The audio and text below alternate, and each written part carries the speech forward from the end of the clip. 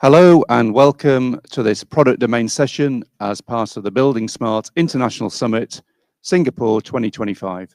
Thank you for joining us today. My name is John Proctor and I will be your moderator. Details of today's session are on the screen. This is the second session from the product domain and we have Martin Schreck, Lars Christian Fredenlund and Oyvind Ruth, who will be talking to us about digital product passports. We're scheduled to last for 90 minutes, including time for questions at the end. The session is being recorded and will be made available in the replay section as soon as possible. Before I hand over to Martin as our first presenter, I'd like to remind you that this is a hybrid event. If you're online, your microphones will remain muted for the duration of the session. If you wish to make a comment or ask a question, please use the chat box in the control panel and I will prompt you. For the attendees in the room, please keep background noise to a minimum. And if you wish to make a comment or ask a question, please raise your hand and we'll use the roving microphones. I'd also like to bring to your attention the information that is on the screen now. That buildingSMART is committed to ensuring that participation in the development of standards is unrestricted. The process for their adoption is transparent, and standards that are developed do not favour any particular provider, but are open, non-binding and accessible to all. Please take note of our antitrust code of conduct. Okay, with that, I'm going to switch to Martin and bring your slides in, Martin. So just give me a moment and we'll do that.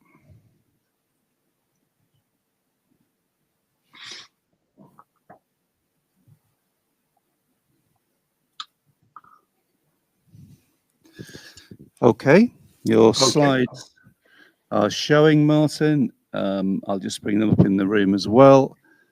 Please go ahead. Good morning, everybody. It's also still before noon for you. My name is Martin Schreck. I'm working at the Norwegian Building Authority in Oslo, together with Oyvind Ruth, and I'm a specialist director representing Norway in the negotiations for the product standards for the European construction product regulation. That's my first 100% day job, and then I have another 120% day job, and that is being the convener of joint TC24 from SENS and ELEC, and I have the responsibility to convene discussions on strategy and advisory.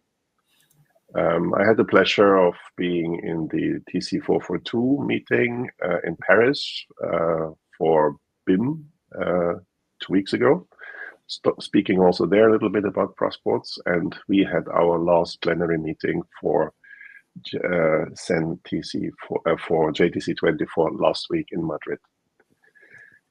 I would like to give you a little status update and try to introduce you or guide you into the things that I think are important for buildingSMART in order to catch up and stay up to date with the development coming.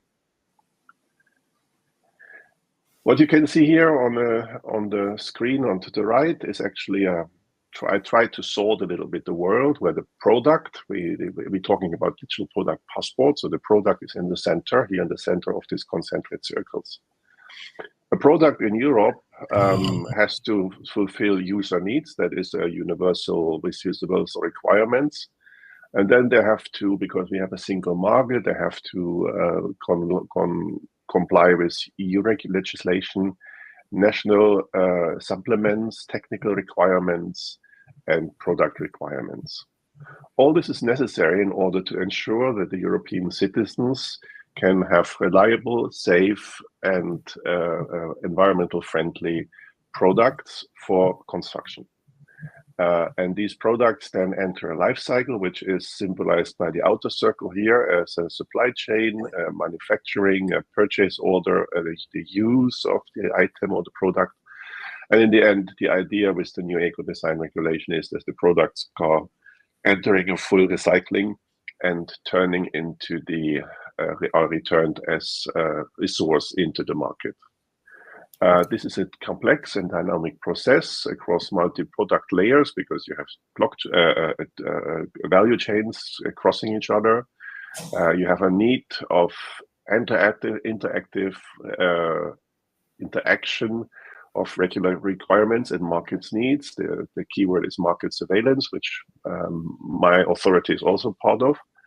And we have strict requirements for documentation and traceability of over long periods of time. So this building can easily last 50 years. And we would actually like to make sure that in 50 years, if there is tearing down a building or parts of a building, that they still can access the information about the products that were used if they want to recycle them. This information is, as today, not user-friendly accessible, and we have, as today, a very inefficient, streamlined information flow. So this nice little picture to the right that looks very organized and very smart is experienced by the citizen, but also by the regulator more like this. And that is the product. So we are actually, as of today, as it stands today, we have a lot of intentions, but it's very difficult to keep up with them. That's why they introduced the digital product passport idea through the eco design regulation, which then actually says we are making a digital passport, and this passport moves along the chain of the technical requirements, the documentation, and then is available through the product cycle before it is then recycled and reused. This gives more, as you can see, the idea then is if this is done by a unique identifier and unique data carrier, we actually are able to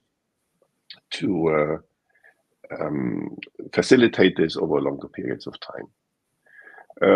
That is the intention, and that needs a system that maintains this digital information, also readable in 20 or 30 years. I mean, I looked a little bit, there are some people my age in the room, we remember floppy disks. Who can read, if you have a floppy disk, who can read it today? And that is only 30, 35 years ago, maybe still you're using them. Today you don't even can buy a computer that reads them, so this information is lost. Here we want to make information available in 50 years. We make a small break here, not a break in the topic, but in the way of thinking. I would like to have a look for a moment and what have these items here in common. We see a car, we see an old coast horse from the 300 years ago, a bicycle, we see a Formula F1 car, and we see a classic car. What do they have in common? All of them you can actually own, all of them you can use, yes, that's what they have in common, but what they have in common is they are allowed to participate in street traffic if they follow the rules. It's totally okay that a horse meets a Formula 1 car in road traffic, or a classic car meets a bicycle in road traffic today. And nobody gets harmed. Why is that? Because we have rules, traffic rules. And if everybody, there are certain traffic rules, for instance, the classic car and the horse in Europe is not allowed to go on the highway. That is because it's unsafe. They don't go fast enough. They would be run over or cause accidents. That's why there is a safety restriction for horses on classic cars on the highway. There's also a restriction when we don't have that here, but when a train is crossing a road for car traffic, there are certain safety related special rules. The same for a trick in the city. So there might be some restrictions for some of these traffic members here due to safety reasons where they can be used, but this is to protect them and others. But in general, in a city, all of these these vehicles here can meet. It's also possible that if they are used for transport, for instance, for people or so, they can change. They somehow interact. So, and that is for the digital product passport, the same thing. We're having items that carry data and they need to interact, and therefore we need traffic rules for digital product data. And that is the standard, that are the rules that we are developing in JTC 24. So the economic operator decides whether they want to use a horse or a classic car or a bicycle. They are totally free to do that. And there are also different vendors who can offer their products as long as they stick to the rules. The rules then come to the documentations, to the structure, to exchange of data, so that data flows. Again, when you come to the traffic rule, it might be that you are taking the bicycle to a train station where you park the bicycle, you go on the train, you drive a bit, you come out, and then you take a bus or a taxi to go to work. So there is a certain interaction between different vehicles, and the same is in the data passport world. If you think about the steel factory that producing steel, and hot steel is flowing out of the oven. At the moment it flows out, there will be, and it shall be sold or made available on the market, there shall be a product passport to it in the future. But yet we do not know whether the steel ends up as rebar in the construction industry, as a Swiss watch in Switzerland on some experienced arm of a very rich bloke, or if it becomes the chassis of a Rolls-Royce. That we do not know. So this information from the production of the steel needs to flow into different products. It has to intersect.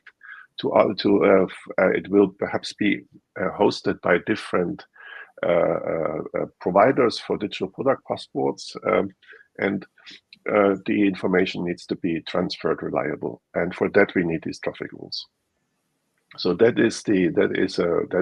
so information can move along the value chain. Now, I had this picture also in Marrakesh. This is just a reminder. We have a DPP framework, the traffic rules, so to say, on the bottom, symbolized here by 8 modules. They are the modules we're developing in JTC 24, and the interaction of these models will allow the facilities that I just described. They together will facilitate the traffic rules. On the top of it, we have the data content, that is the empty jar on top. And that will be product related for the steel industry, for the textile industry, for the construction industry, toys industry, and so on and so on.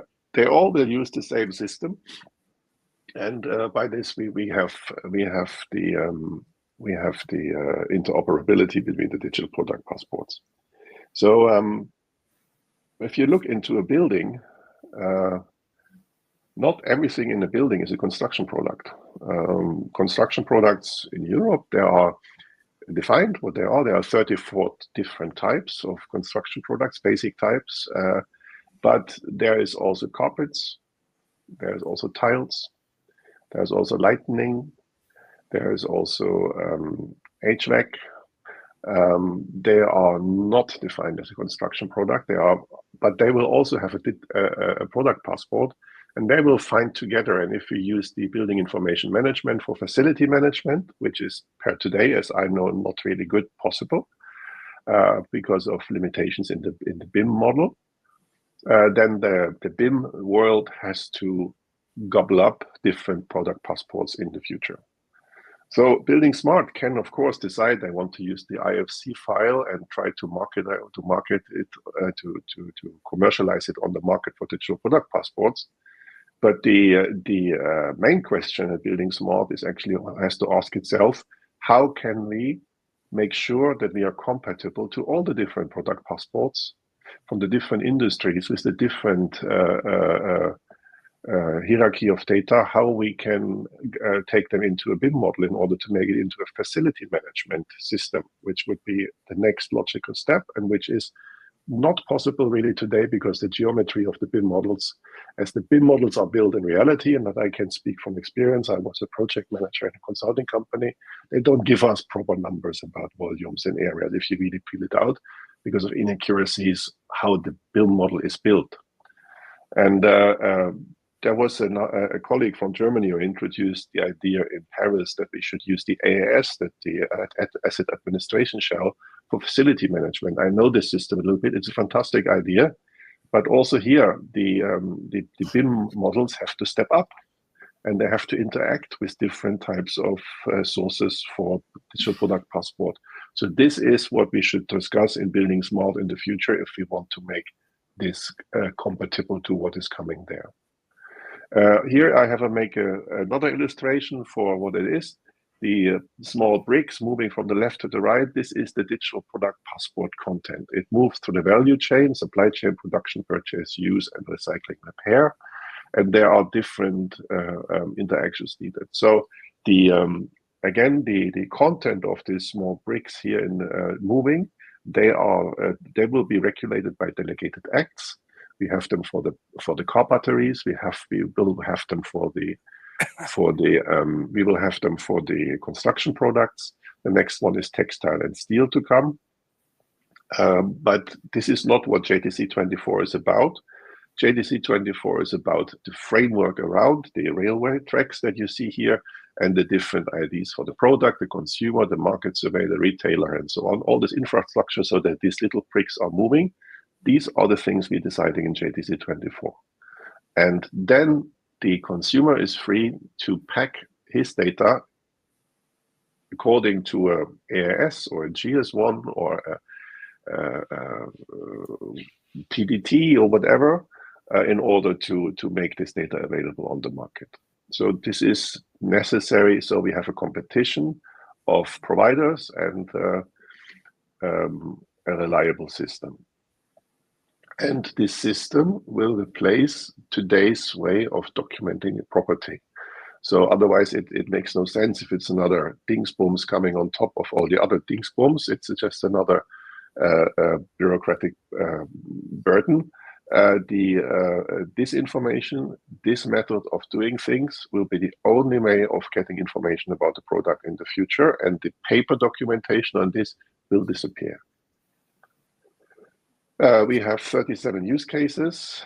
They are the basic functions of the framework, and by combining them, you can do rather complex tasks, and these will then be the common functions of the DPP framework. There is a high degree of dependency between the 8 different modules of the DPP system, and they are analyzed and used by the use cases. In not so long time, JTC 24 will publish the first set of standards. By the end of the year, they will be made available for public vote in the Sense and Elect system. And by the end of the month, we are going to have the first draft of the standards ready.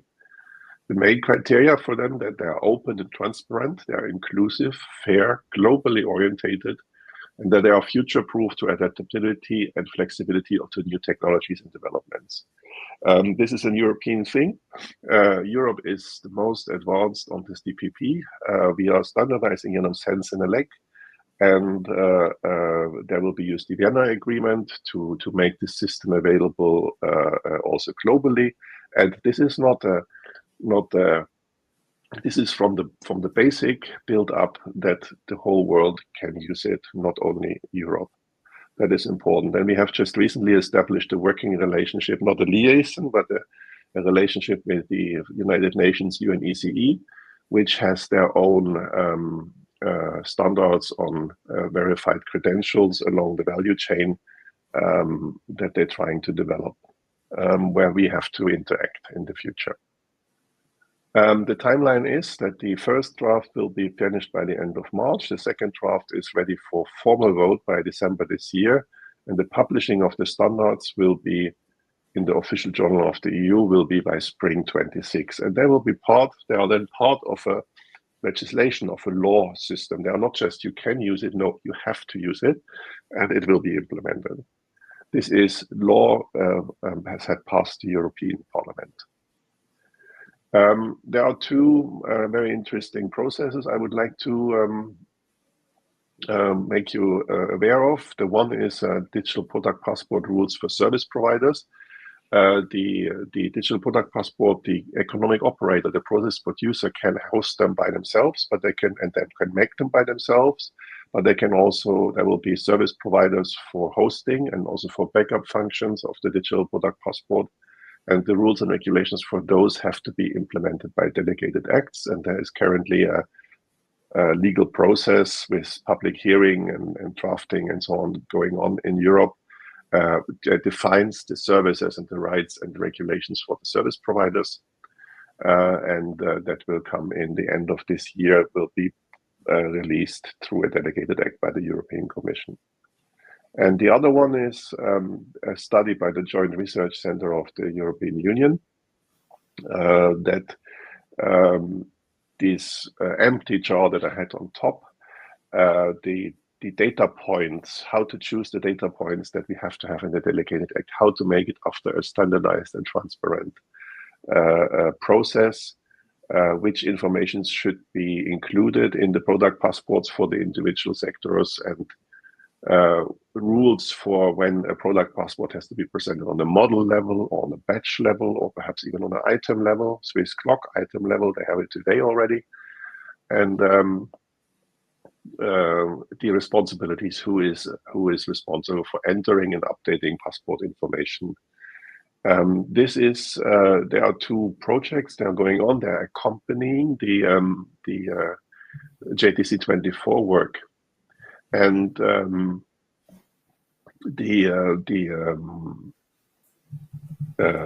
they together will then be used to launch the system. There's also from the yellow part here, the right side, there will be two pilot studies, and that is steel and textile.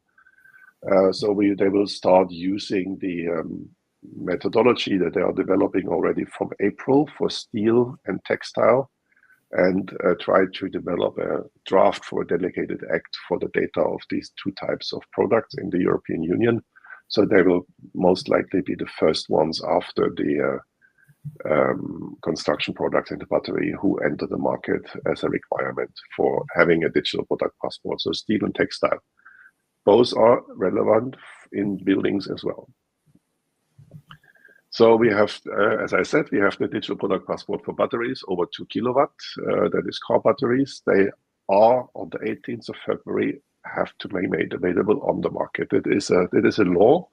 It's a fixed deadline, and if the European Commission doesn't manage to have these passports on the market, they're gonna break their own law. So that makes the whole process very, very, very, very tough to do. We are working in the speed of light, and we standardize, and we using and applying to all the rules, but we also bend them where we have to in order to make it. And then we have the delegated act for construction products entering into force. Will be in around 27, so that is 2 years from now, and a year after. The digital product passport for construction projects is planned to come for products under the new construction product regulation, but the full extent of the DPP with all the information that is required will be not before 2032, I mean. So that was my update. If you have any questions, please let me know. Thank you, Martin. Are there any questions in the room for Martin at this point? There are. Here we go.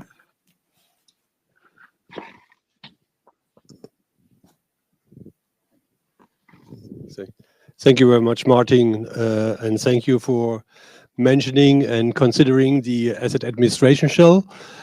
As you know, BSI has signed an agreement with the IDTA, which is the inventor of the asset administration shell, the IEC 63278 standard. And based on this agreement, buildingSMART Germany and Austria, together with the IDTA, build up a project group. And I'm not sure whether you've seen it yesterday, but in the product domain, it was demonstrated how it works. And I think it's really important, especially for the technical building equipment, not for the steel and walls and so on, but for the technical building equipment, because it has one advantage. It's not only a data sheet in a digital format, it also can retrieve live data, historical data from an asset in the building. And the most important part is that when we put assets into a building, we need to know where it is, what is the environment, and where do they get the data from. And that's why I think the AAS is a good solution, not for everything, but especially for the building operation. I think it's a necessity, and what was developed in the industry is something that is really reliable, because if the shop floor stands still for 1 second, that costs really money. and it's not that critical in a building, but why not reuse this developed technology instead of doing something in parallel? So that's why I would like to see this also in somehow considered, let's say, in the applications of the operational phase of the of buildings, or even infrastructure. I totally agree. The AIS is a product of the German Industry 4.0 initiative, and it comes from the mechanical industry. So then you have a very complicated, sophisticated German machinery. They send it out, but the machinery can talk back to the manufacturer for preemptive maintenance reason, or to give data, and for the manufacturer, the metadata from this information makes it possible to identify flaws in the own production while certain machineries have trouble and so on. The AIS can also facilitate. Europe has the idea that all car batteries are online, that will, in theory, and that somebody in Europe has an overview how many car batteries are connected to the grid and what is their charge status. So we can use car batteries in order to store overload of capacity in the electric grid in car batteries instead of having a hydrostatic power plant or so. So there are a lot of ideas there. None of all of them are facilitated, but the AIS is possible to realize, in theory at least. There are technical problems with the IT system and so on, and regulations, but in theory the AIS would facilitate this. And then a building is actually quite an easy thing to maintain for them. So I like the idea very much. And the AIS also tries to be a provider for the digital product passport. Together with GS1, they are like this, but they find a way of cooperating now. Yeah. And the only message that I want to through the digital product, the AIS will have to be able to incorporate a GS1 structured digital product passport, or a PDT Norway structured digital product passport, or the others will be able to get data from an AIS digital product passport into their system. This is what the DPP system is available. So the AIS and the facility management and the required improvement of the BIM models to make this possible is a big task that buildingSMART should focus on. And the buildingSMART should also focus on checking and testing the flow of data between the different digital product passport providers. And those who facilitate this practical for the first time, they deserve a reward from buildingSMART, hopefully in the near future. Well, thank you, Martin, for this clear message. Maybe one more point. When we consider buildings like airport or hospitals, I see the same complexity as we have in a factory, and also every factory is within a building. So it really makes sense to have this in one common solution.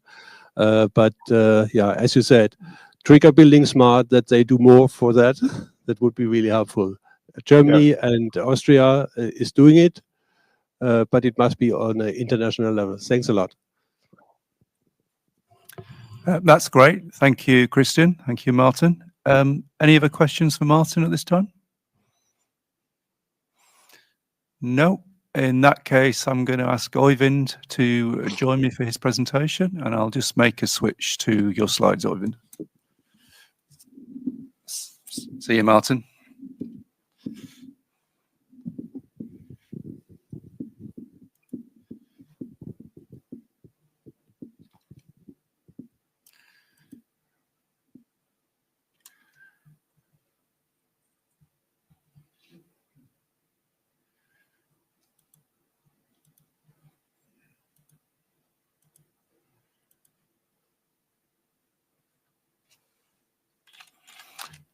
Okay, you can go ahead, Oyvind. Let me see. It wasn't a minute ago. I'm afraid not. You'll have to ask me and I'll No, I have an. Can I borrow your mouse? which one do you want? No. You can. I can control the computer with that one, can I? You can. Yeah. Because there is some animation here. Yeah, you can just. So, Yeah. Yeah. Yeah. Okay. Hello, everyone. Even Roth here. I'm also a colleague of Martin from the Norwegian Building Authorities, but I'm here as the chair of CEN TC 442, the Building Information Modeling TC in CEN, and I'm also chair of the ISO TC 59 AC13, which is the Building Information Modeling Committee in ISO. So, yeah, I also have a background from buildingSMART for many years. I think I was on the first summit here in Singapore in 2003. I also served as vice chair of the executive committee for 4 years, from 2009 to 2013. So first, I will just again, repetition for some of you, go through quickly through what ISO and CEN is.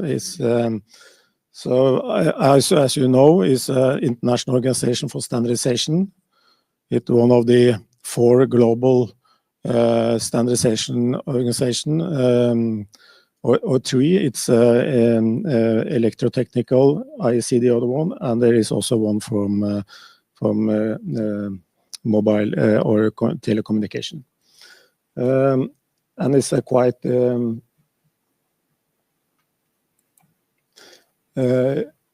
huge committee.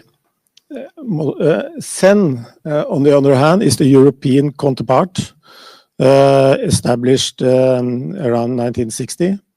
And CEN is used as a tool from the European Commission to align the European market, because they established EU or the first part of what now have become EU in the 50s, and they're building this common market, and they need standards to align the market to make one market.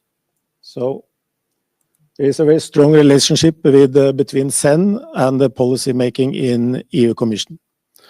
EU use CEN as a tool, and then the special with the CEN is that if there is a CEN standard published, every member of the CEN states has to withdraw any conflicting national standard. So then suddenly, for example, what we did with IFC, we adopted IFC when it first was an ISO standard, adopted it as a European standard, and that ended every discussion in Europe which format to use when to deal with building information modeling. It was a lot of discussion before that, I can tell you. And CEN is more member states. That it's 27 in EU and it's 34 in CEN, so it's more members. CEN is more members than the EU. These standardization bodies in ISO and CEN, they have very strongly regulated. They have rules how to do the standardization process, how to do the consensus process that has been developed for many years, and it's a good experience how to commit. So what we learn when we do the standardization process is a lot of discussion, there's a lot of conflicting interest, but we are able to reach consensus, I think more or less always, because we all stick to this rule that we have been agreed about, how to make standard. They are transparent and so on. Okay. And since CEN and ISO are 2 different organizations with 2 different set of rules, they have also built up an agreement, which also is a quite complex set of rules, how to collaborate, and that is called the Vienna Agreement. So, ISO TC 59 AC13 is then the Building Information Modeling Committee in ISO. It's have members all over the world.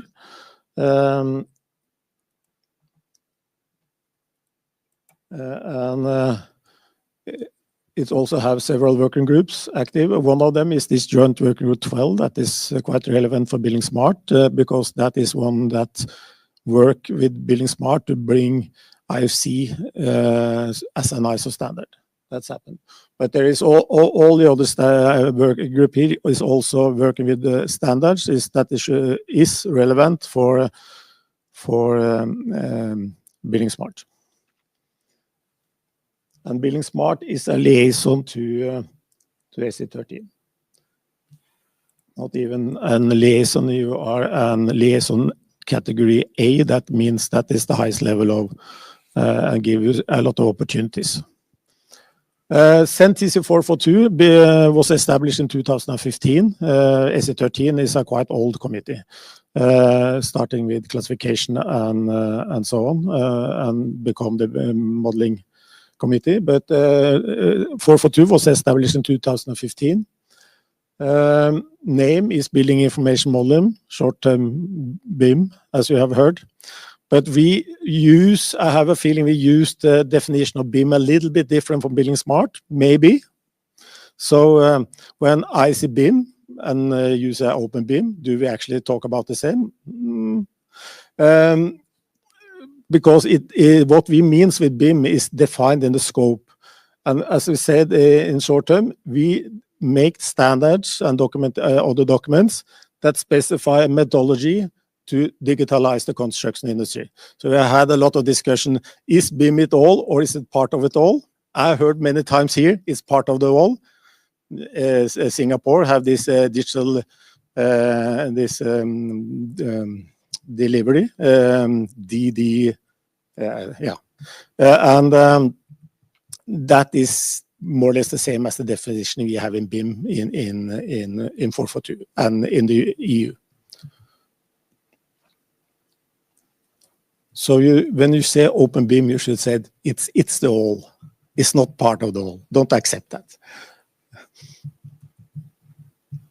It's more than IFC. So we have quite many committees running. I will not go in detail with them, but I have some highlighted here, which are important what we talk about here in Digital Product Passport. And Working Group 12, I think it will be presented in the next product room session. We have quite many standards now. I think we have more than 40. It's about processes, for example, ISO 19650. We have documentation, we have grouping of data, information container classification, and so on, and data model and schema. That is IFC, but it's much more. We have made a map because we try to sell it. So this you can go to this on Senelex web page. You can find this map, download this Excel spreadsheet that gives an overview. I've seen here and a lot of other standards that is relevant for building information modeling. I will not dive into this, but this is quite useful. So please be free, and there is also a description in that spreadsheet that is free to use. So if you need more information about what I'm talking about, you will find information on these links I'm providing here. So that was standardization. So what about EU policy, BIM standardization? Because what you heard from before, Martin said that this Senelec joint TC 24 is making the rules for digital product data across all sectors, because every product put in the market in Europe had to have a digital product passport, except food and weapons and a little bit more. But the data itself, each sector has to make the standard for the data. And in Europe, that is CEN-TC 442. You are going to deliver the standards for the data for construction products.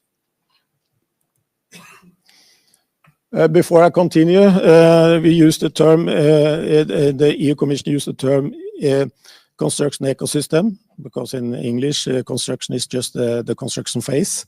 But when we talk about construction in Europe, it is the whole life cycle, is everything, you know. So to be sure that that is not misinterpreted, it's we use the term construction ecosystem. That's the whole life cycle. That is building, that is the infrastructure, that is the built environment in the whole life cycle. ESPR, you heard about, the Eco-Design and CPR is the Construction Product Regulation and Digital Product Passport, and DOPC you will also hear more about in the next session. That is the declaration you need every manufacturer. I just will show you a short, quick animation here, how this all fit together. Can I click on this, I think? Yeah, I think so. No. No. Where is the animation? No, I need to click on this one here, I guess I can. Yeah. Okay. You can see a click and you click. Yes, stop, please. The high-level goal is this climate change, nature crisis, and everything you have heard about. And to meet that challenges, they have decided some strategy. They call it the New Green Deal. A part of this is what they call the circular economy. You need to, you know, we use too much more resources than we have on this globe. Next, please. And from there, they have built a regulation, ESPR, which is the Eco-Design Directive, that was accepted last year, or official last year. Next, please. And they have also identified that one of the most important industries they have to do something with to achieve the high-level goals is the construction, because construction use 30%, 40% of the resources, energy, and waste. So they don't achieve the high-level goal without having construction on board. Next, please. Yeah, just keep it there. They have one strategy. They call it the renovation wave, because most of the building in Europe is already built. It's not good enough to take the new buildings. You have to take the old one as well. So they call it the renovation wave.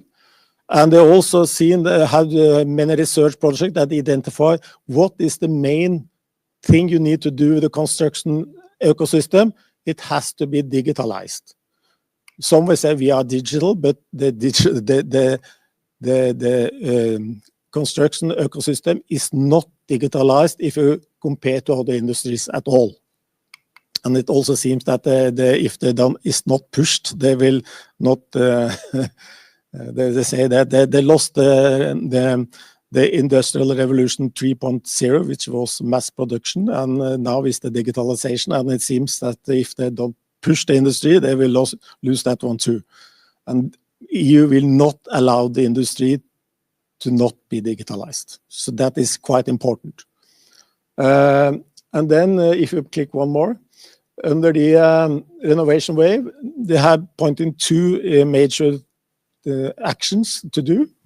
They're building up a digital building logbook, and you need to document how the status are in the building and about. A model could be a part of it, but it's more. And they're also working with the digital building permit, because they need to speed up most of what we do in a renovate building or build new. They need to go to a building permit process, but that is too slow today. And if they continue in the way we renovate the buildings today, we will achieve the goals they have in 2050 in 2300 or something. So please next. Yes, and then CPR. In ESPR, they define this digital product passport, which is adopted inside CPR, the concept. Please, next. Next. You can just take it, click it out. And then they have agreed and written, even inside the CPR and the strategies, that the tool and the renovation wave, that the tools to do this is BIM. The building information modeling methodology to digitalize the whole construction industry. So that's how it fits together. And buildingSMART should be an important part of this. Yeah. Next. Yes, click, take the next. We don't dive into it. Yeah, I would just, this is the just from one of the articles in the new construction product regulation. And you see here from the articles, they say they should, the construction digital product passport system shall be compatible with, interoperable with, and based upon digital product passport established by the ESBR without compromising interoperability with building information modeling. So this is written in the law. Next. Yes, this is the strategy the Commission made last year, maybe 2 years ago, where also the standards from CEN/TC 442 is written directly in the it's the only TC in Europe that is mentioned in the strategy is CEN/TC 442. Next. Yeah, that is renovation way with these 3 pillars. Next. Yeah, and this one will be presented also a little bit more, I guess, in the next session. But we have, this is the standardization stacks we need for support data and digital product passport. And you see we have the 006 part 3. That is the standards, BSDD's implementation of that standard. We have the 238.6, which is say how how we should define properties in the dictionary. I don't know if buildingSMART actually follow that standard, but you should. If you should be relevant in the long term, because that is about quality assurance on the content. We have data templates standard. We have the environmental data that is important to ESBR. And we also work with guidelines, because we need to have all the other TCs in Europe to write the standard in a way that they can easily be digitalized and support. And this update of the CPR, all the construction product TCs in Europe need to update the standards in the nearest years to come. And they should be written in a way so it's easy to support this digitalization. And the last one is this working group 12 that will represent that is that connection point we have established into CPR and working strong with the Commission and so on. Next. So this is also important for SA13 in ISO level. So next, please. So in the last plenary meeting we had in Yantai, China in October last year, we had a discussion how it's important for China and other international members of SA13 to have a stake in this, what's happening in Europe. I haven't heard any say that the idea behind digital product passport is bad, but we need to fit into this. A lot of manufacturers, international, that deliver into the European market that will be affected. They need to have this digital product passport.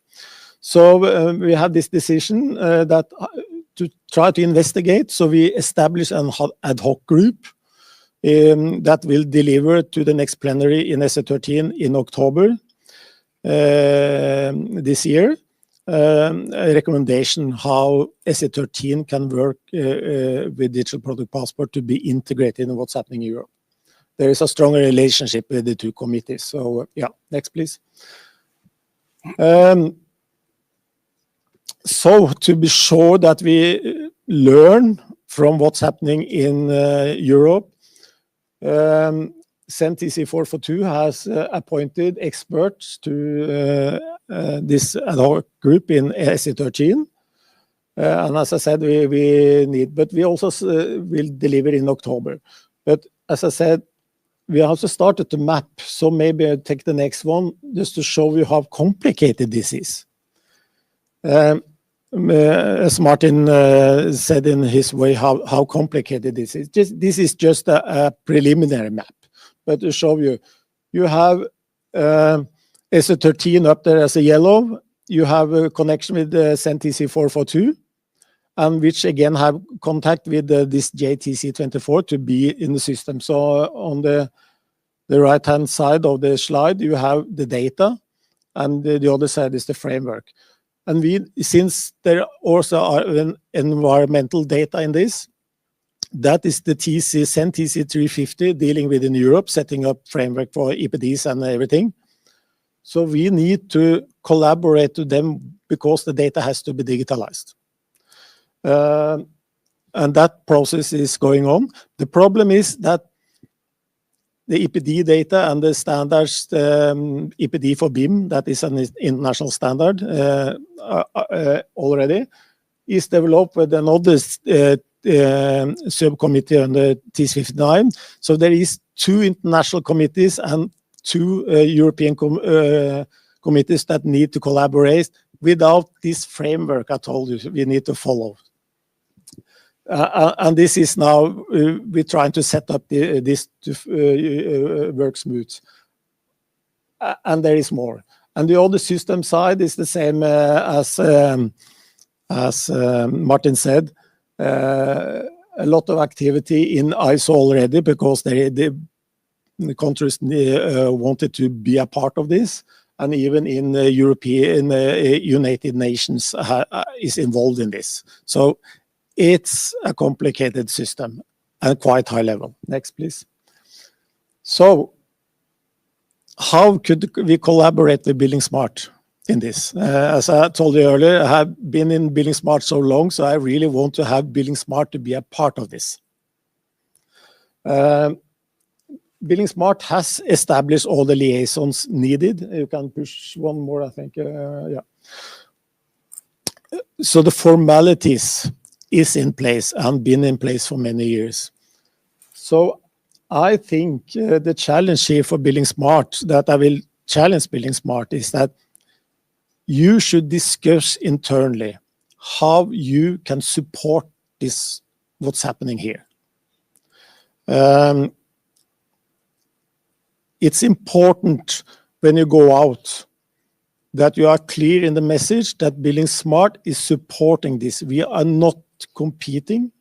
We are not have not alternative standards. We're using that. We want to support this because, for example, what you have here, the meeting place here, where all stakeholders, I guess, them are hungry after learn more what's happening here, and you can bring this information to them, and you can be involved in this. And I really hope that buildingSMART take this opportunity to be involved, be a clear stakeholder in this, because if not, someone else will take that place. But I, as an old buildingSMART member, I really hope that buildingSMART take that challenge. And I also challenge you, next summit in Berlin, because this is running so fast. You saw the timeline Martin has on the table here. It really hurts CEN at the moment because the pressure, the organization and the routine so hard, the delivery time.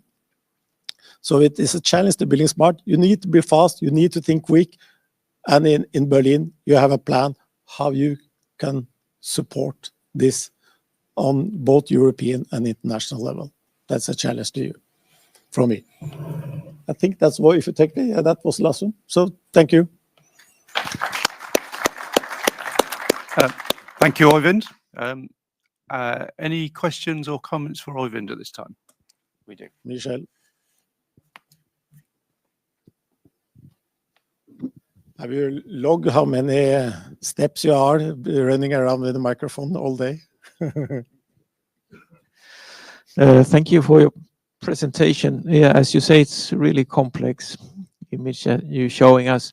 You had one slide there where it went a little bit quick, but you said that it was written in lately now in the regulation that the DPP should be compatible with BIM. Not compromising. Not compromising. What does that mean? Why is it written in there, and what does it mean? That means that they are going to use the standard we developed in CEN TC 442 in practice. We have been working close with the Commission for many years about this development. You know, it has to be, the construction sector has to be digitalized.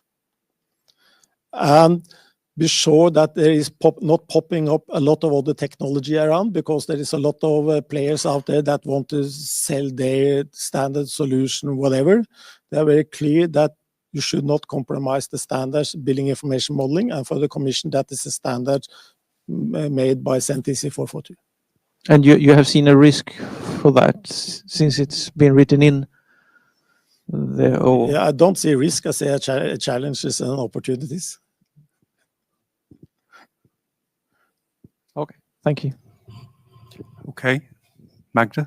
Yeah, it's a question most. What I see is like a discussion who should support who, and we don't present this topic as an opportunity to have all of the stakeholders involved. So this is one comment, and I really struggling with this because today I'm representing manufacturing. Yesterday I represented the construction company.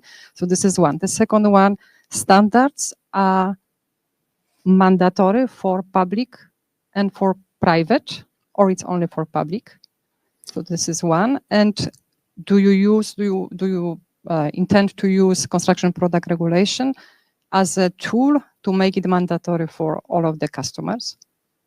And the third one is mostly like just discuss with the colleague here from Singapore. The creation of standard and the use in the business, it's two different speeds. And why we talk about urgency, just not to talk about, you know, how to involve more people, how to educate, because what you present, it's not really used by the customers at all.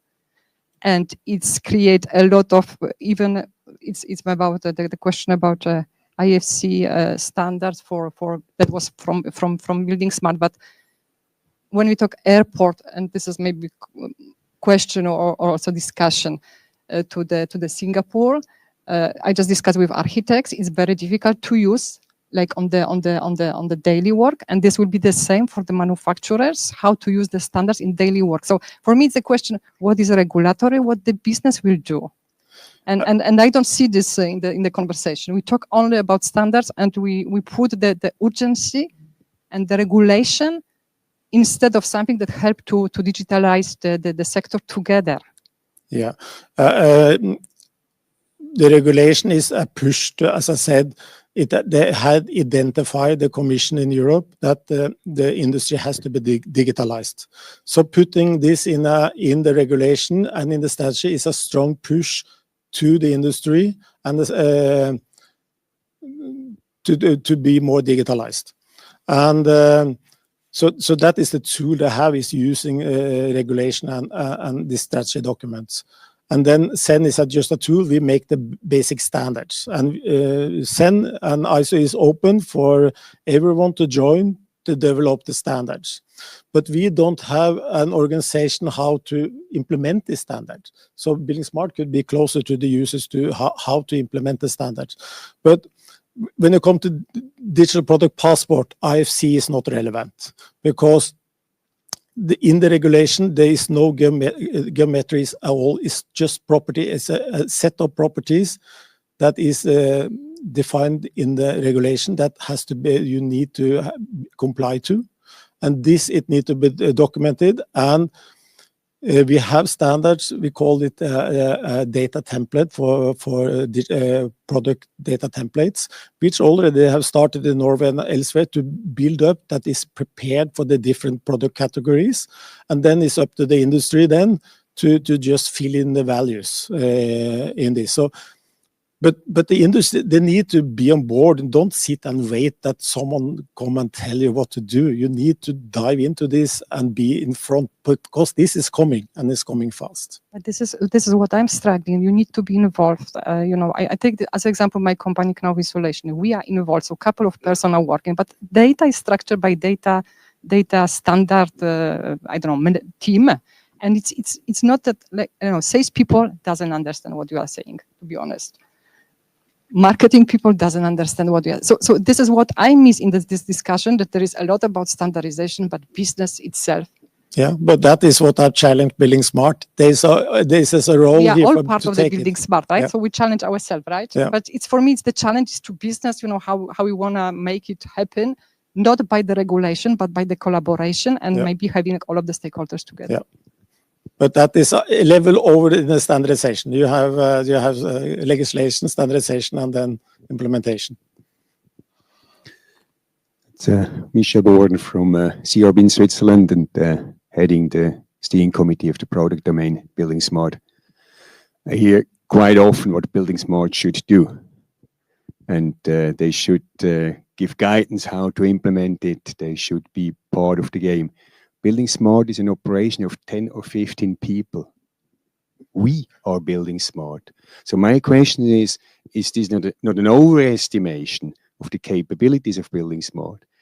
Does it need a repositioning of buildingSMART as buildingSMART to grow or whatever? That's 10, 15 people in operation. It's no more. All the rest are us. And this is on different counties, from different organizations, from different local regulations and so on. I think that's an overestimation. And perhaps a first very important step would be to recognize that we overestimate the power of buildingSMART. And then think about, and what then? And that is up to buildingSMART to discuss and decide. Which position do you want to have in this? buildingSMART is you and me. Yep, thank you, Michelle. Thank you, Oyvind. I think we'll take one more question from the back of the room, and in the interests of our third presenter, Lars Christian, we'll move on to the third presentation. But very good discussion. We're all buildingSMART. Yeah, thank you. Oyvind, well, you know me and you know my questions, and every summit I come back to the same questions in this same line. I'm being in both TC 442 and BSI. I see these developments on your side, 86, 87, 12063, one world. I see the IFC and BSDD world, especially the BSDD in this regard, having different data models, different underlying technologies. How can we make sure that at the next summit we have a consistent set of uniform technology and semantics, or meta semantics you want to call it, in this area? Because we actually could set up a working group and come to one set of consistent standards there with one data model, and not having inconsistent systems in the end that has to be transformed or mapped to each other with data loss. We have the people here in the room to actually do it, right? Do you see it's possible somehow, this dream of mine? I can just answer what has said also before on one slide. buildingSMART is liaison to both TC442, SC13, and can propose new work, can attend new work, but you don't. You know, you don't. So you can discuss. I know there will be a resource discussion, but that is up to the buildingSMART. But there is possibilities here. But then you need to follow the closer to the standardization work in SEN and ISO, not too separate. Let's hope. Yeah. Okay, I think we'll stop there. Thank you, Oyvind. Thank you for answering those questions. Thank you for people who raised the questions. I'm going to ask Lars Christian to come up and join me at the front.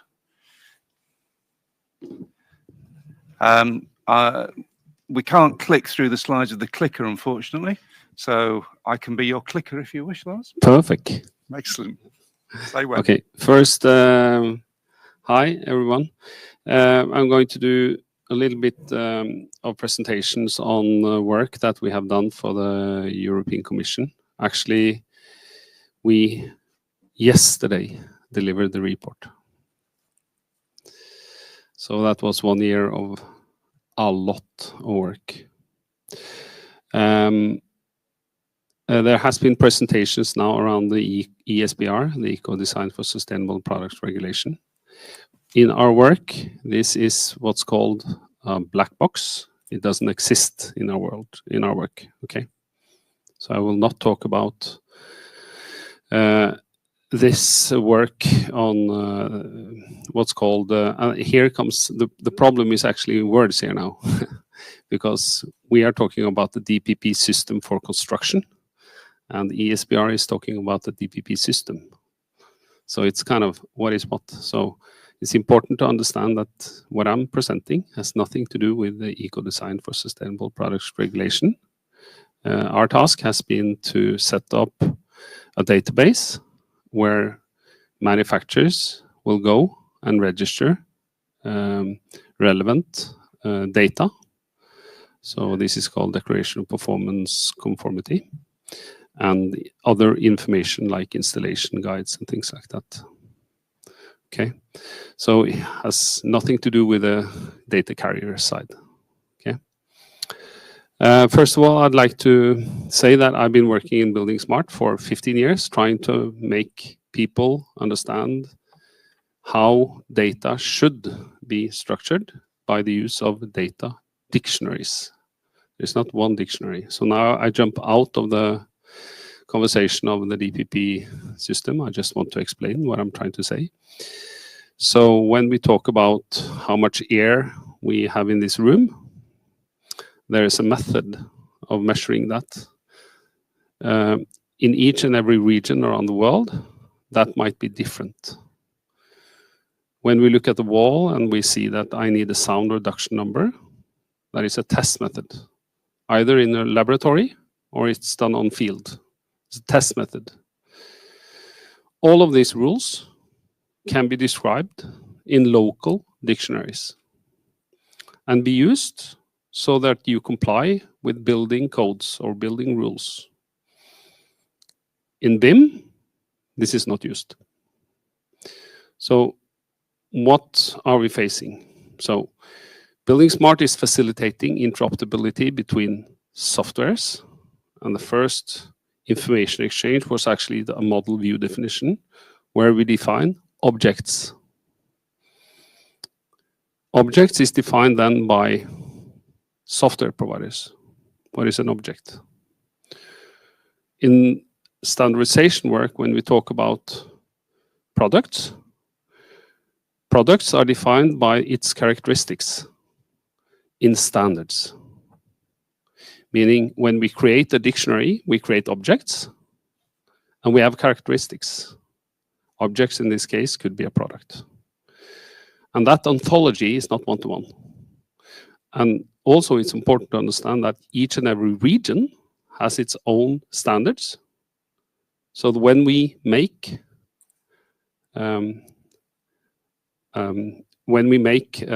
create an object or a product and put it on the market in the US, in China, in Europe, we have different standards. And this has been my 15 years of trying to explain to buildingSMART that this needs to be connected. These worlds, these are ecosystems that can be connected. And that knowledge is here.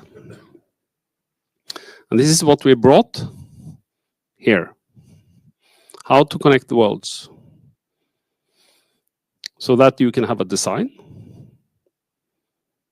construction, operation, end of life in one sequence with data flowing in all the different life stages. That knowledge, I see that the discussion is a we in buildingSMART. I've been trying many years, but it's really hard to go in each and every product domain. Sorry, in each domain to talk about this, because everyone is defining like airports. They're sitting defining objects by themselves because we know airports. Have they read standards? Have they spoken to manufacturing companies? No. But we define because we are buildingSMART airport. So we create BIM for airports. And this is a gap. And this can be solved, but then you need knowledge and you need to open your chakra. Okay. So that was just some personal stuff. And now I will talk about in reality, so you can go to next.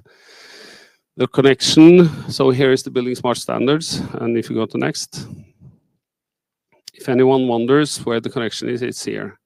So, but it's important to understand, I'm trying to stress this, there is not only buildingSMART data dictionary. It's not because Cobly we have our own platform for dictionaries, but it's anyone's dictionary.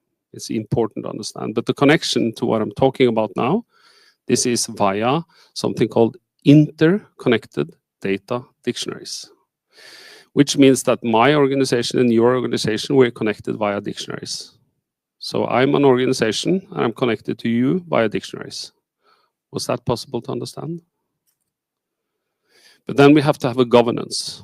We have to understand how to create content. And that's the thing here, is that the ones which is creating the content has to have domain knowledge.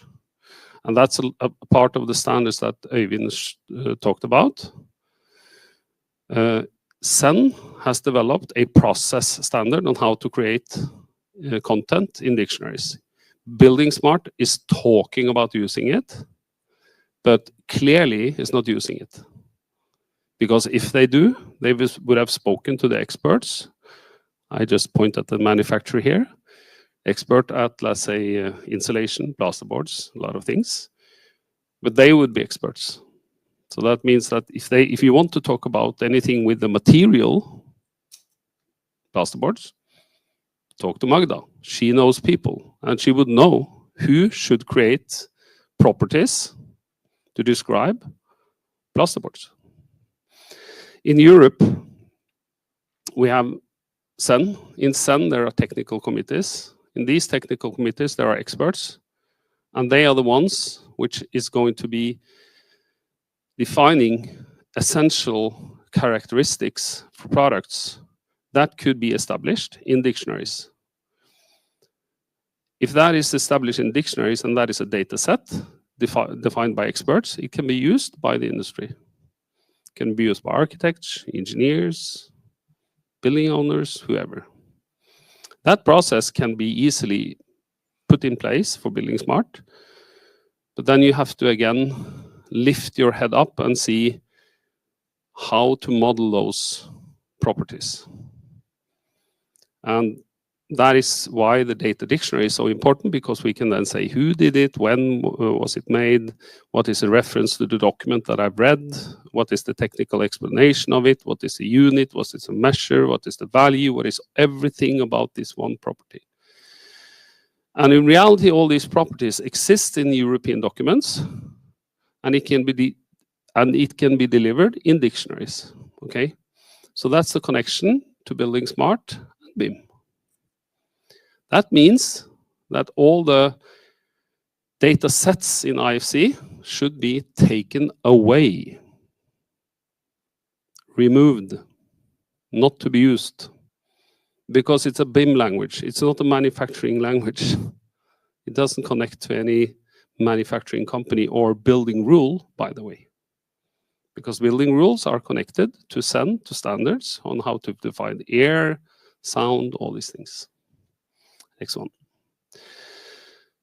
So in this work that we've done is to bring our knowledge into this discussion. Has been a lot of discussions and work with the Commission. We've had bi-weekly meetings for now over a year, sitting discussion, and it's really a pleasure working with people that are knowledgeable, but they're very knowledgeable on the regulation side. But we are kind of on the BIM side.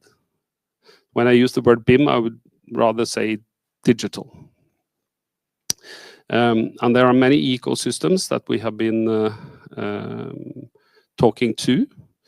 We're talking to the industry in general, so contractors, manufacturers, associations, industry bodies, all the existing EU systems, and it's been a lot of work. So what we have been also looking at is how this can be utilized. So we looked at what will a DPP system be for a user of construction products. Who are they? Like architects, like building owners, you and me, surveillance actors, contractors. So we've been doing a lot of kind of discussions and also writing down what benefits would a DPP system bring. And on the other side, what's the issues? What's the cost? What's the risk? how will it change the industry? Will now this open up kind of a different business models? There's a lot of things that comes with the discussion with the DPP system. And also it influences, as Øyvind said, it influences anyone that wants to place a product on the market. And that could be a European company or someone outside of the European market, if they want to place a product on the market. So it will affect. So that means that what we've seen is that it has an impact on South America, North America, Canada, China, I mean, New Zealand, Australia, a lot of countries, it has an impact. So next. So we've also looked at the dependencies between ESPR and CPR. And remember that CPR is as Øyvind said, it's a construction products. The construction products is defined as kind of a specific way. I won't go into detail, but not everything is construction products. We also looked at BIM, and I write here PEPOL, because EDI order files, when we look at exchange of invoices, when you look at digital product passport, it can also help you with all the regulations. The example is the sustainable products. So the reporting directive, CSRD, Corporate Sustainable Reporting Directive. Here we go. So that means that when you get an invoice of a batch of a concrete, let's say 2 cubic meters, then you need to calculate the footprint in that order file. So how does the DPP connect to that? Yes, it connects, and it can automate the reporting. So we looked at kind of a lot of different use cases on how it can help other regulations like logbooks and many other things. Next one. And then we have been looking at all relevant standards that will enable a better built environment. And in this picture, you don't see IFC. Okay. What you see here is the standards which is needed by building the system. But what's important to say is that this system will be, it will be possible to be interoperable with other ecosystems, such as buildingSMART standards. I'll give an example. We are also working on a European project. I hope to talk more about that when we get to Berlin, something called Surpass 2. That's where we create a full process of defining a specific Velux window. It's that window made just specifically for that project. And we'll facilitate and show how the DPP actually can help and streamline that process from early design to actually manufacturing, which is interesting. But this standardization framework is what we have been looking at. The governance on the left, that's the technical committees. TCs, and that will have a process on how to develop that. Each and every test method or essential characteristics, or in our world we call it properties, will be defined with this process. That's a recommendation. And then we have data templates, which is kind of, again, it's not utilized by buildingSMART, but it's not a problem to use it.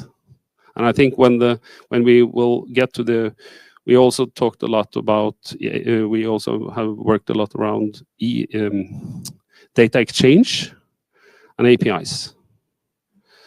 And then this level of information need, that's building stages, actors, and the use cases like I need energy calculation, I need facility management, all of these things. And we've shown kind of how the DPP then will help and utilize how to ease that way of working by the use of setting requirements of I want that kind of water heater, or I want that kind of window, or whatever it might be. And there is now ongoing work to streamline the way of working with the standards. And I think I have to go to next. Sorry, the last one. In the bottom, you see EN ISO 12006. This is the framework for standards. What's important to say here, there is also a -2, which is classification. So uniclass, omniclass, co-class, all these different classification, which comes into the play. Because you can classify objects according to different classification schemas, making the data sets available in whatever environment you want. Next one.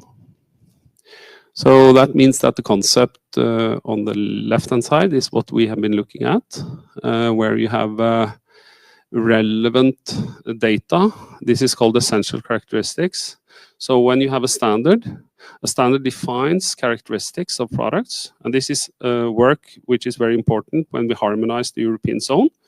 We had several test methods in different countries, so we need to harmonize. So that means that sometimes we even have more than one test method for the same thing. But what's important is that these rules are harmonized because you should be able to buy products across countries, meaning I don't have to buy all the products from my country. I can buy it within the economic area.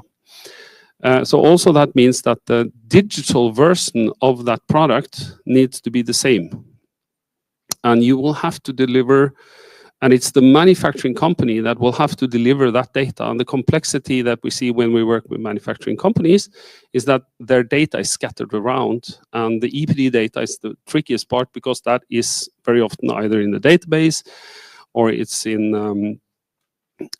a document, and it actually needs to be digitized according to these standards. And that is actually a tricky thing to do that because it's in different systems, PIMs, ERP systems, and such. So that means to deliver that, Magda, that would be kind of the threshold. Yeah. Next one. I think I have 4 more minutes. You do. Yeah. So this is the standard for defining properties. And I think, again, this standard, if we just can agree that buildingSMART will follow this standard when they develop properties, then we follow an ISO standard. So next one. And then you understand that by following these standards, we will refer to the right source when we talk about diameter. It's not IFC diameter or whatever it might be. It's actually a diameter according to a standard. So that kind of closes the gap between design and manufacturing. Because if I start using that in my tool, I could talk directly to the manufacturing companies. So we don't do that. So that means that is the issue, is us here, us sitting here. We don't do that. Okay. And Michelle, can we do it? We can do it, you know. It's just a matter of let's do that. So that's my knowledge, is that I do know that this is what we should do. Next one. So then there's a standard for templates. Structuring. So this is a kind of it's a part of the dictionary that you kind of lift up and it creates a template. That can have translations, of course, into any language you want. Next one. And then the point of, I think this is interesting because if the commission will come with an API, imagine that. So anyone with a manufacturing company can say, what is the properties I need to use in my PIM? API call, you get it. And then I'm talking to Autodesk. I will also now talk to Nemetschek because they think it's interesting. But what happens if Autodesk and Nemetschek provides this as a service? As a service inside their tools? That will bring interoperability. The point is that the commission will publish a dictionary. I think that is the power. I think truly that will change buildingSMART. Okay, because an API, okay, I don't have to think, I don't have to work. Then we don't have to work. We can just use it, okay? And that will build on top. And these data sets can be more and more and more and more, depending on who you are and what you want to do. Next one. So this is line, level of information need. Again, this is BIM. But on the left-hand side, I have an object definition and a template according to a standard, not IFC, not me as a architect. I have my library or whatever. It actually is a structured data set for an object in my software that I use, and I can model it in milestones, stages, use cases, whatever it might be. Next one. So the three options that we've been looking at. Option one, this is a centralized system. Next one. Option two, this is a service providers. So what you see here now is a backup. So it's very important when you deliver the DPP, there has to be a backup, always.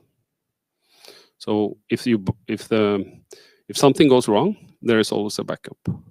Next one. Last alternative is that I am a manufacturer and I will develop this system inside my organization, using the data dictionary. Always the data dictionary, the API will always have to be there, but I develop it on my own.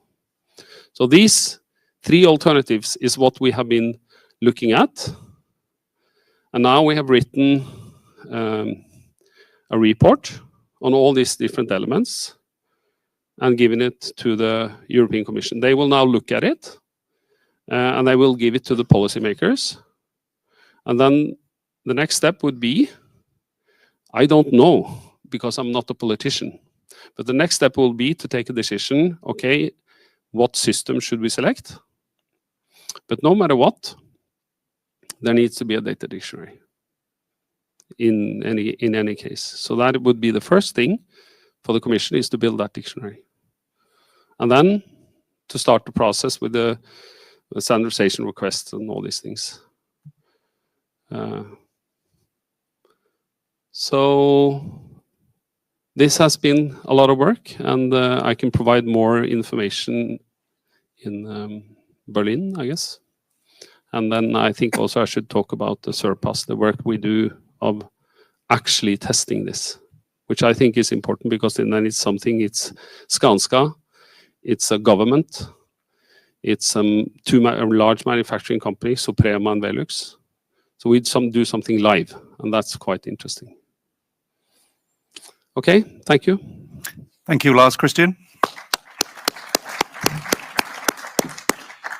Very good. You brought us in on time. I had my doubts for a few minutes there, but you did it at the end. Well done. Any questions at this point for Lars Christian? We have questions. Okay. Well, actually, almost the same question I had with Oyvind. We clearly have two systems, right? The XML-based Senside. We have BSI, a bit more JSON-based BSDD. Having both, I think, pros and cons, right? I know them quite well, both sides. I also, in the past, 10 years ago, with Kees Woesteenk, I worked on the 12063. I now see all the BSDD work and the implementations there and the connection with IFC, which is, I think, a great advantage and benefit on that side, right? And that we have all this software supporting IFC and soon also all this software supporting BSDD. So the software side, I would say, well, BSDD, best solution. On who is providing the content, I can understand, well, better do it via the standardization top down. But there are two worlds here that have their pros and cons. So how do we see this going to work? Because we want to lose the critical mass on the software side of BSDD and all these parties here actually. And at the same time, we want to do it formal, ISO-based, etc. How do we get out of this situation, and soon, before DPP has to be relevant, right? I think I just have to be very clear. This has nothing to do with buildingSMART, what I presented. This is for Magda, is placing products on the market. So that is the kind of it has nothing to do with buildingSMART. It's a regulation. But what I think is important when Magda is here, because she's a manufacturer, is to say, how can we utilize this?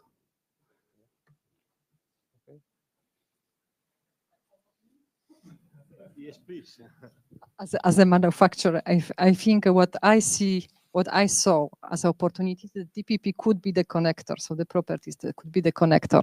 However, what I'm really disappointed by this discussion, that there is no place for this discussion in this gremium, that people need to work together.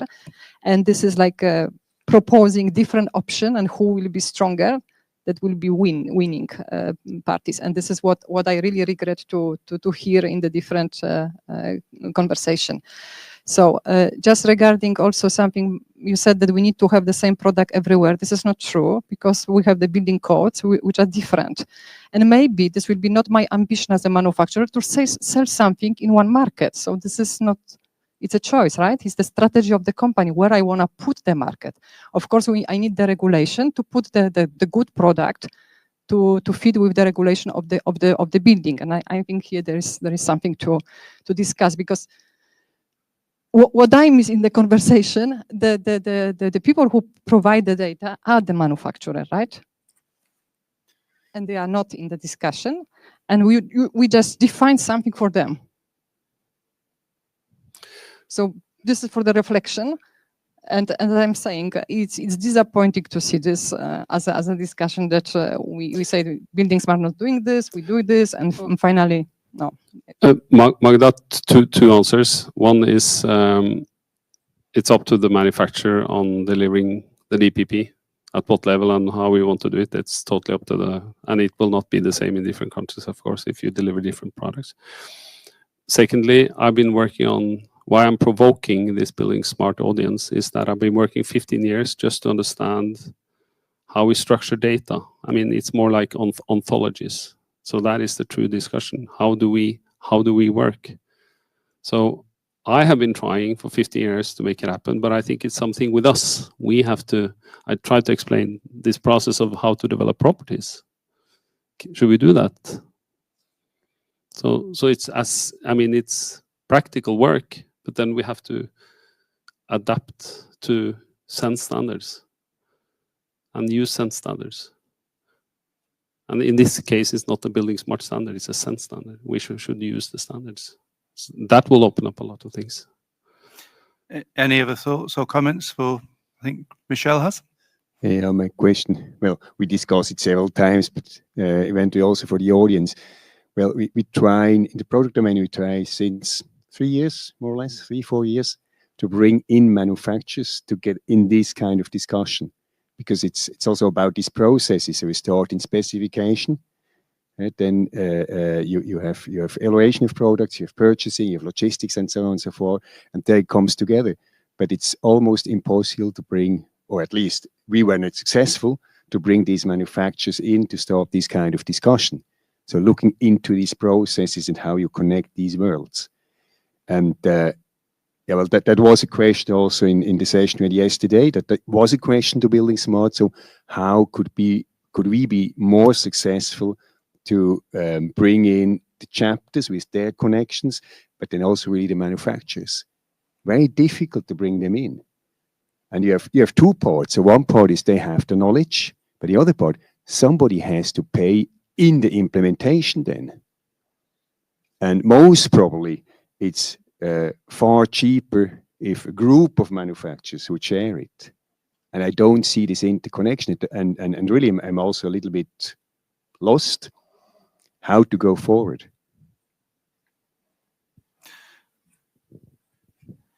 Okay, we're a little bit over time, but we'll carry on with the conversation.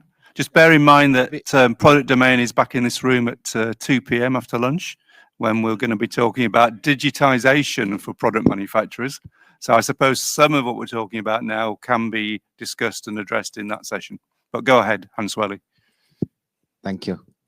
Yes, I wanted to mention that this afternoon we have another session. We will show use cases where we try to apply this in the industry, and we see ways. We see first ways. It's not the situation is not so desperate. We have a solution on association level, and we have also first step on industry level. And I think the standardization is not inventing new things here for the industry. It's actually more help for a transformation within a common framework. And there is a regulation is needed to have a common framework. And so I make a promotion for this afternoon. Thank you. Excellent. Thank you.